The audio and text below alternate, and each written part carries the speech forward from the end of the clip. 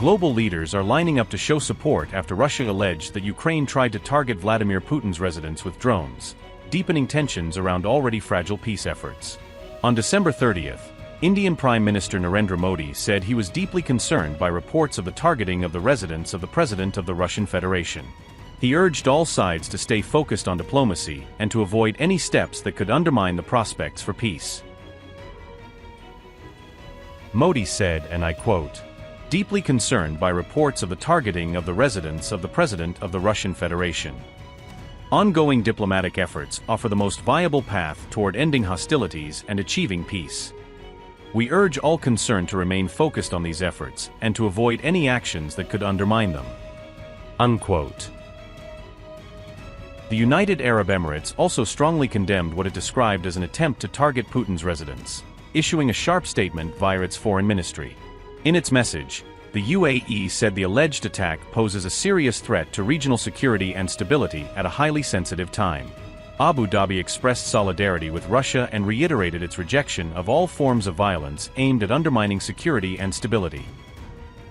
The UAE's foreign ministry said, and I quote, "UAE has strongly condemned the attempt to target the residence of Vladimir Putin, President of the Russian Federation, and denounced this deplorable attack and the threat it poses to security and stability." In a statement, the Ministry of Foreign Affairs affirmed the UAE's solidarity with the President of the Russian Federation, as well as with the government and people of Russia, and also reiterated his unwavering rejection of all forms of violence aimed at undermining security and stability. Unquote.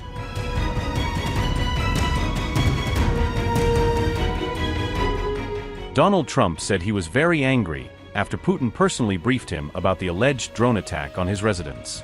Trump argued that attacking Putin's house was not the right time, especially while delicate peace talks are underway between the two sides. President Trump, yesterday there was an explosion overnight, and the Russians say that Ukraine tried to hit the residence of President Putin. Do you have any information? No, I don't know about it, actually, and I don't, I just heard about it, actually, but I don't know about it. No. Did you speak with That would be too bad. That would not be good. What was the outcome of your telephone call with President Putin this I morning? had a very good talk this morning. I waited till this morning because it was pretty late by the time we finished, like 2:30 in Russia, 2:30 in the morning, and we had a very good talk. We spoke at 8 o'clock in the morning our time, and it was a very productive talk. I mean, we have a few very thorny issues, as you can imagine. He knows about thorny issues probably better than anybody in the world, but it's working out. We have a couple of issues that we're going to get resolved, hopefully, and if we get them resolved, you're going to have peace.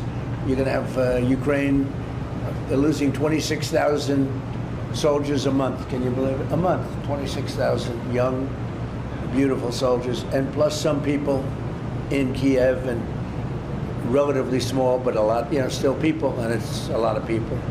But 26,000 soldiers were killed last month. Are you worried that the alleged strike on Putin's residence could scuttle the peace? Yeah, I don't like it. It's not good. I heard about it this morning. You know who told me about it? President Putin told me about it. Early in the morning, he said he was attacked. It's no good. It's no good. Don't forget, you know, the Tomahawks. I stopped the Tomahawks. I didn't want that. Because we're talking about, you know, it's a delicate period of time. This is not the right time. It's one thing to be offensive, because they were offensive. It's another thing to attack his house. It's not the right time to do any of that, and can't do it. And I learned about it from President Putin today. I was very angry about it.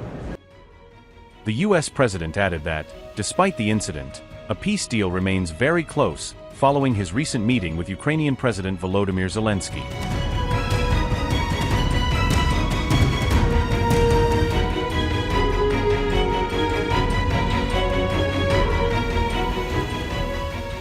On December 29th, Russia claimed that Ukraine had launched a drone attack on Putin's official residence in the Novgorod region.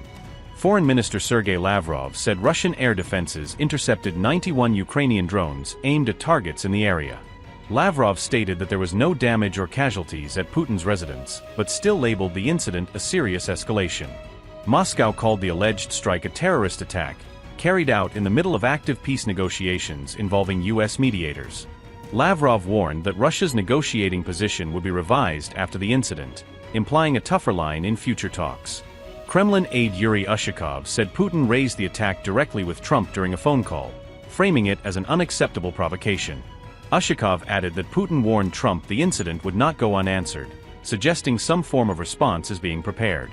However, President Volodymyr Zelensky rejected Russia's allegation as a typical Russian lie, denying that Kyiv had targeted Putin's residence. Zelensky said the claim was intended to justify fresh Russian strikes on Kyiv and other Ukrainian cities under the cover of retaliation. The Ukrainian leader also argued that the accusation undermines his joint peace efforts with Donald Trump, which aim to halt the wider war. In response, Kremlin spokesperson Dmitry Peskov dismissed Zelensky's denial and described his statements as insane claims on December 30th.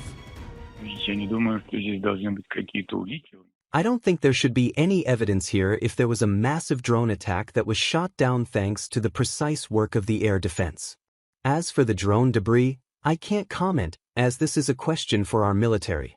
We see that Zelensky himself is trying to deny it, and many Western media are playing along with the Kyiv regime.